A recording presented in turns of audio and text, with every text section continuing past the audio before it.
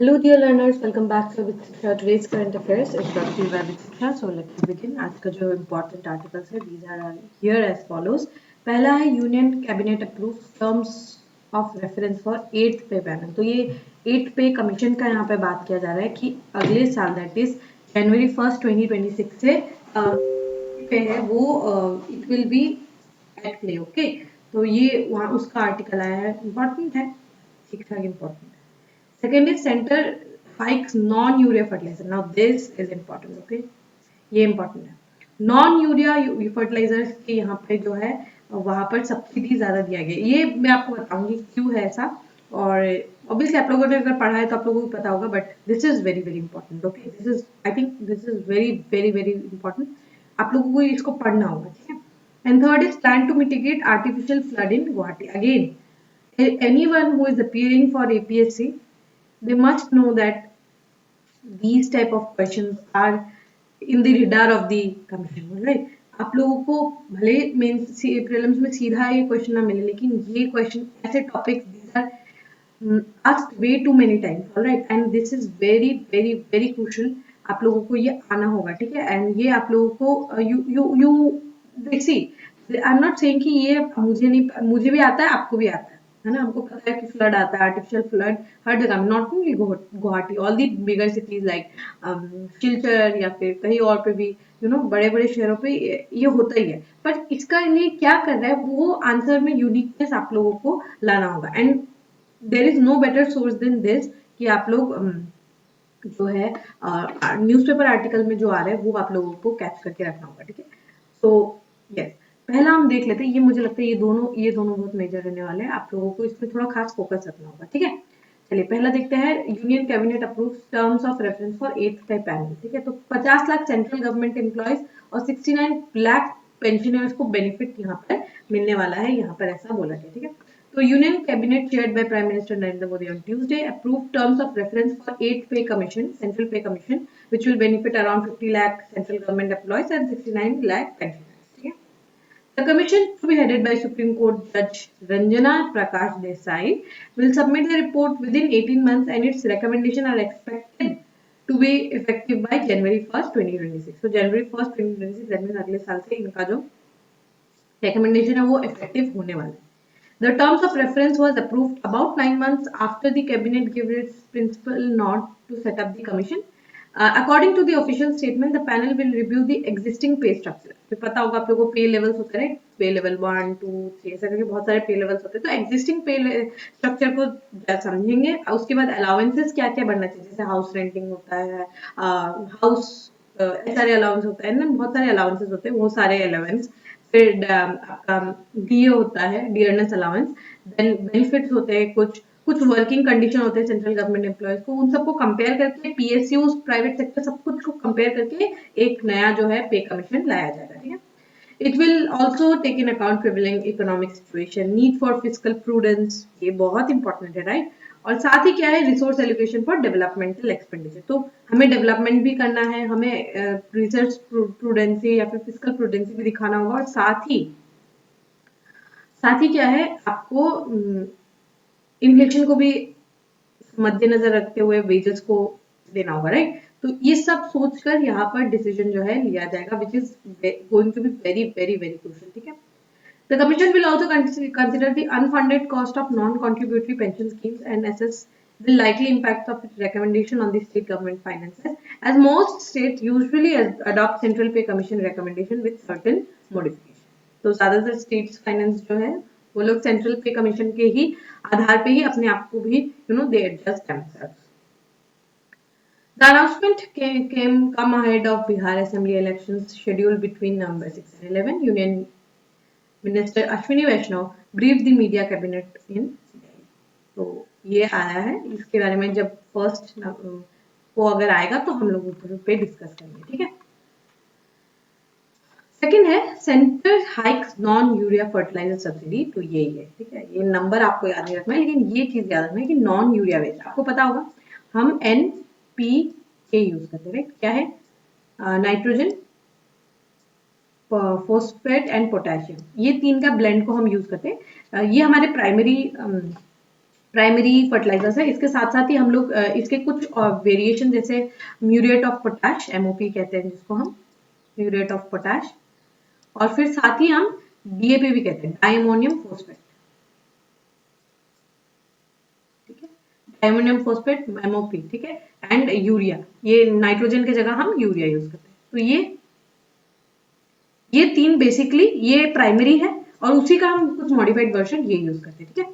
तो अब देखिए यूरिया सब्सिडी, आप लोगों ने सुना होगा कि यूरिया में सब्सिडी सबसे ज्यादा मिला जाता है, ठीक है, और हर एक फार्मर, आप चाहे अपने कहीं पे भी हो, आप कहीं पे भी जाके अपने फार्मर को पूछे, they generally prefer use this urea. Urea का क्या प्रॉब्लम है कि एक्सेप्टेड लेवल्स कितना है, 4:2:1, ठीक है, मतलब 4 parts of urea, 2 parts of DAP and 1 part of MOP, ठीक है। लेकिन यूज कितना होता है, 8:1:1, 8:1:1। एक्चुअल में यूज इतना है, रेकमेंडेड इतना है। आपको समझ में आ रहा है तो क्या ओवर यूज हो रहा है यहाँ पे, यूरिया ओवर यूज हो रहा है ना। आपको क्लियरली समझ में आ रहा होगा कि यूरिया जो है 8 पार्ट यूज किया जाता है, और उसके साथ ही क्या है, इसके साथ बहुत सारे इसके इश्यूज है। पहला तो है कि जो प्लॉट ऑफ लैंड है, यहाँ पर क्या है, बहुत ज्यादा यूरिया यूज किया जाएगा। आसाम के केस में तो it is even more dangerous. Why? Because we have fragmented land holdings, क्योंकि बहुत सारे छोटे छोटे लैंड होल्डिंग्स है, ऐसे एक बड़ा लैंड होल्डिंग नहीं है, इस तरीके से बहुत सारे छोटे छोटे फ्रेगमेंटेड लैंड होल्डिंग्स है। और साथ ही क्या है, यहाँ पर पहला तो है कि फ्रेगमेंटेड लैंड होल्डिंग है, दूसरा क्या है, फ्रेगमेंटेड लैंड होल्डिंग होने के कारण यहाँ पर क्या है, यूरिया ओवर यूज हो जाता है। देखिए एक बहुत ही इंटरेस्टिंग, मैं आपको थोड़ा सा बताऊं कि यूरिया का क्या कहानी है। असम के केस में बता रही हूँ, ठीक है, असम का केस में बता रही हूँ।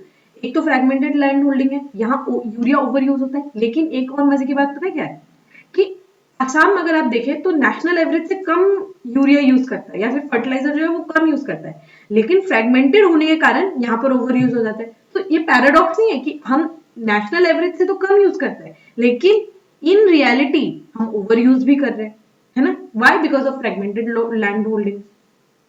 साथ ही यूरिया का इतना ओवर यूज क्यों है, बिकॉज सबसे ज्यादा सब्सिडी यहीं पे दिया जाता है, फार्मर्स भी इसी के बारे में अवेयर है, ठीक है। तो ये क्या कर रहा है, पहला तो हमारा जो लैंड का क्वालिटी है उसको भी डिग्रेड कर रहा है। दूसरा क्या है, यहाँ पर इशू क्या है, ओवर यूज का इशू है। तीसरा इशू क्या है, ग्राउंड वाटर ये खराब करता है, क्योंकि यूरिया क्या ऐसे जमीन में सीप इन हो जाता है, ठीक है, पानी जो नीचे जो पानी है उसको नष्ट कर देता है, ठीक है। साथ ही क्या है, प्रोड्यूस भी खराब होता है, प्रोडक्टिविटी भी कम होता है, ठीक है। पांचवा क्या है, एक्सपोर्ट नहीं कर सकते हम इसको, बहुत ज्यादा urea over use is very poor, ठीक है, बहुत खराब होता है वो जमीन के लिए। ये सारे इश्यूज को करने के लिए इकोनॉमिक सर्वे, ये मैं थोड़ा इरेज कर दूं, ये आप लोगों को थोड़े डेटा फैक्ट्स याद रखना है, ठीक है, ये सब आपको याद रखना होगा।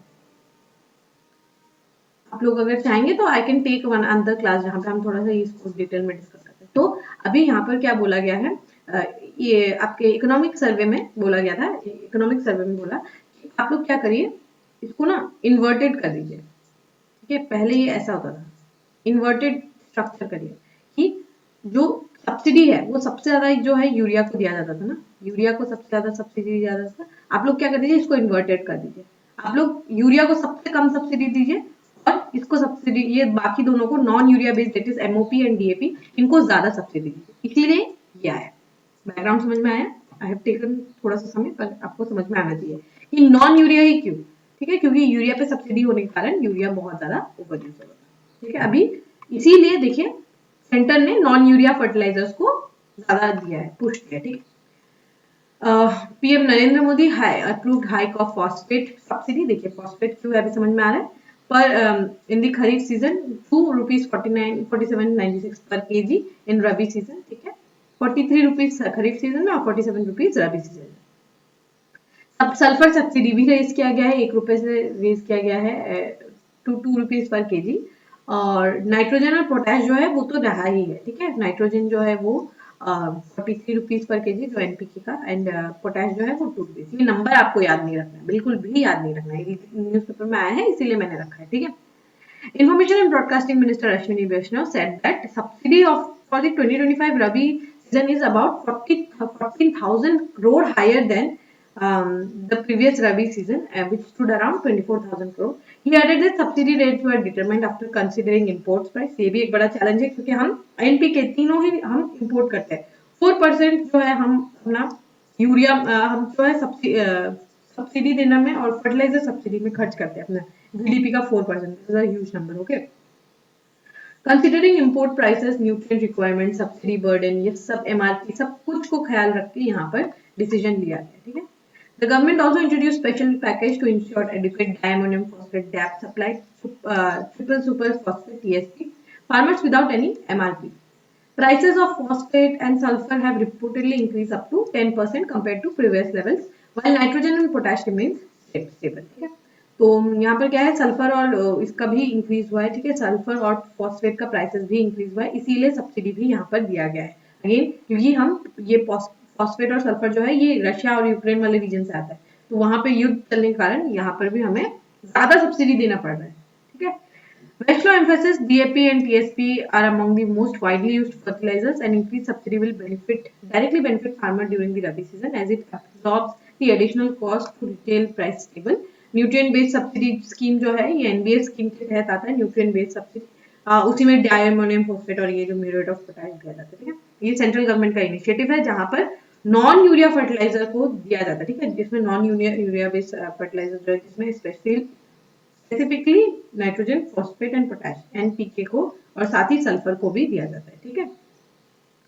So this was the news, ये आपको होपफुली समझ में आएगा। This is very very crucial, okay. आप लोगों को लग रहा होगा कि मैंने इतना समय क्यों लिया, but this is very very crucial, इसलिए मैंने थोड़ा समझाया आपको, ठीक है। So last news is plan to mitigate artificial flood in Guwahati, state government submits proposal of 183 crore, ठीक है, टू एशियन डेवलपमेंट बैंक। यहाँ पर तो मैं आपको क्या समझाऊं, पहली बात है drainage, poor drainage, very poor drainage, ठीक है, ओवर पॉपुलेशन, अर्बन स्प्रॉल, ये सारे कारण जो है, और साथ ही क्या है क्लाइमेट चेंज, सब रीजंस है। आप लोगों को पता ही होगा कि क्यों हम लोग अर्बन फ्लडिंग जो इतना ज्यादा देखते हैं कि अर्बन स्प्रॉल हो रहा है, तो है ना, तो उसको मिटिगेट करने के लिए यहाँ पर गवर्नमेंट ने 183 करोड़ का प्लान जो है एडीबी को प्रपोज किया है। Now we will get some kind of help and loan from them, ठीक है। In a bid to address Guwahati's recurring artificial flood problem, the Assam government has submitted project proposal of 183 crore to Asian Development Bank. The proposal is based on detailed project report for the Bahini River Basin, prepared by the Dutch firm Royal Haskoning DHB Consultancy Private Limited. तो एक Dutch firm ने यहाँ पर समझा, understand किया situation को और एक रिपोर्ट बना के दिया, ठीक है, कि कैसे हम फ्लड का प्रॉब्लम को ईज डाउन कर सकते हैं। Artificial flood problem, the state government have initiated several measures, जैसे डाइवर्ट करना स्टॉर्म वाटर को from Meghalaya catchment areas along with national highway to Pamohi river, ठीक है। पानी को क्या है, पानी जैसे यहाँ फ्लड हो रहा है तो उसको डाइवर्ट करके पामोही रिवर की तरफ लेके जाएंगे, और enhancing Bahini river's carrying capacity, dredging करना, सिल्टिंग करना, ठीक है। वहां पे क्या है, जब बहुत ज्यादा सेडिमेंट इकट्ठा हो जाता है ना तो उसके कारण फ्लड आ जाता है, ठीक है। तो ये जो ड्रेजिंग करना, इसको ये सिल्ट को हटाना, ठीक है, डीसिल्ट करना, ये सब काम करने से पानी जो है, ये पानी क्योंकि डाइवर्ट हम करके लेके जा रहे हैं तो वो पानी जो है वो अपने आप ही चला जाएगा, ठीक है। और साथ ही सबसे इंपॉर्टेंट क्या है, बील रिस्टोरेशन।